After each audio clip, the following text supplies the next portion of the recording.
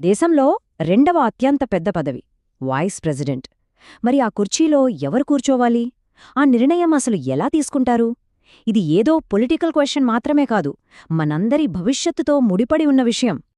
ఇది కేవలం ఒక్క రామయ్య ప్రశ్న మాత్రమే కాదు, మనలో చాలామంది మదిలో మెదిలే ప్రశ్న, మనందరి ఆవేదన. మరి ఈ ప్రశ్నకు జవాబు ఎక్కడ దొరుకుతుంది? వినురామయ్య, వైస్ ప్రెసిడెంట్ అంటే అదేదో నామమాత్రపు పదవి కాదు, దేశానికి నంబర్ 2 లీడర్. ఒకవేళ ప్రెసిడెంట్ అందుబాటులో లేకపోతే దేశాన్ని మొత్తం నడిపించేంత పవర్ ఆ పదవికుంది. రామయ్య అడిగిన ప్రశ్నకు కులాలు, డబ్బులు, రాష్ట్రాలు జవాబు చెప్పకూడదు. చెప్పేది మన రాజ్యాంగం. ఆర్టికల్ 66 చాలా క్లియర్గా, సూటిగా దారి చూపిస్తుంది. ఇందులో ఎలాంటి కన్ఫ్యూజన్కి ఛాన్స్ లేదు. చూడ్టానికి చాలా సింపుల్ ప్రాసెస్ అండి ఇది. Just 3 steps. ఫస్ట్, మన ఎంపీలు అంటే లోక్సభ, రాజ్యసభ సభ్యులు మాత్రమే ఓటేస్తారు. సెకండ్, ఇది సీక్రెట్ బ్యాలెట్ అంటే ఎవ్వరు ఎవరికి ఓటేశారో అస్సలు తెలియదు. దీనివల్ల ఎలాంటి ఒత్తిడి ఉండదన్నమాట. ఇక ఫైనల్గా మూడోది, సింపుల్ మెజారిటీ. ఎవరికెక్కువ ఓట్లొస్తే వాళ్లే వైస్ ప్రెసిడెంట్. ఎంత స్ట్రైట్ ఫార్వర్డ్గా ఉందో చూడండి. అయితే ఈ ఓటు వేసే గ్రూప్ ఉంది కదా, దీన్నే ఎలక్టోరల్ కాలేజ్ అంటారు. వైస్ ప్రెసిడెంట్ ఎన్నిక విషయంలో ఇది చాలా స్పెషల్. ఎందుకంటే ఇందులో పార్లమెంట్ సభ్యులు అంటే ఎంపీలు మాత్రమే ఉంటారు. బాగా గుర్తుపెట్టుకోవాల్సిన విషయమేంటంటే రాష్ట్రాల్లో ఉండే ఎమ్మెల్యేలకు ఇందులో ఓటు హక్కు ఉండదు. కారణం సింపుల్, ఇది కంప్లీట్గా జాతీయ స్థాయి పదవి కాబట్టి. ఓకే, ఎన్నిక ఎలా జరుగుతుందో చూసాం. కానీ అసలీ ప్రాసెస్ని ఇలాగే ఎందుకు పెట్టారు? దీని వెనక మన రాజ్యాంగ నిర్మాతలో ఓ గొప్ప ఆలోచన దాగుంది. మొదటి కారణం జాతీయత. వైస్ ప్రెసిడెంట్ అంటే ఒక్క రాష్ట్రానికో పార్టీకో చెందిన వ్యక్తి కాదు, ఆయన మొత్తం దేశానికి ప్రతినిధి. అందుకే దేశం నలుమూలల్లోంచి ఎలెక్ట్ అయిన ఎంపీలందరూ కలిసి ఓటేస్తారు. ఇది ఆ పదవికి ఒక నేషనల్ క్యారెక్టర్నిస్తుందన్నమాట. రెండవది, స్వాతంత్ర్యం. సీక్రెట్ బ్యాలెట్ అంటే ఏంటి? ప్రతి ఎంపీ తమ మనస్సాక్షి ప్రకారం ఓటు వేయచ్చు. పార్టీల ప్రెషర్కి గానీ, బయటి బెదిరింపులగ్గానీ ఇక్కడ అస్సలు తావుండదు. ఇది నిజమైన ప్రజాస్వామ్యానికి ఒక రకంగా గుండకాయలాంటిదే.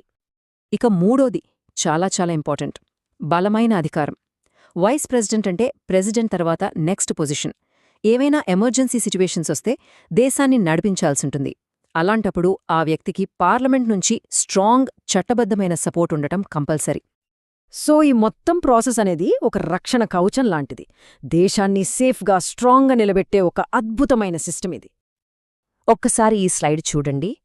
అక్కడ కనిపిస్తున్న నంబరేంటో తెలుసా? 0, 0.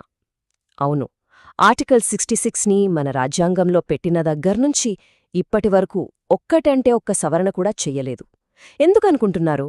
ఎందుకంటే దాన్ని అంత పర్ఫెక్ట్గా, ఎలాంటి లూప్ హోల్స్ లేకుండా, ఎవరూ దాన్ని మిస్యూజ్ చేయకుండా అంత పక్కాగా రాశారన్నమాట మనవాళ్లు.